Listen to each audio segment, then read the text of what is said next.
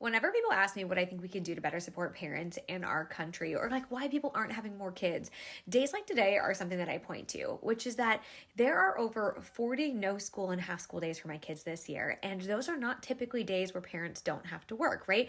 My husband has to work today. I am lucky that I work for myself. So I am working and taking care of the kids, but I have deadlines to meet and emails to answer and all these things.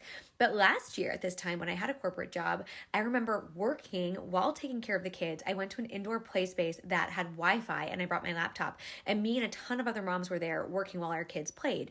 And this is the thing that so many parents are experiencing, which is that there is no care on these days, and school's not childcare, but there's also no daycare, right? There is no care, but we are also still expected to work. And that is what happens the majority of the time. And that doesn't even count summer, which is like 10 weeks long. And so these days are a really good example of how our system just doesn't work. Our workplace expectations don't align with school expectations, and then parents are the ones just figuring it out.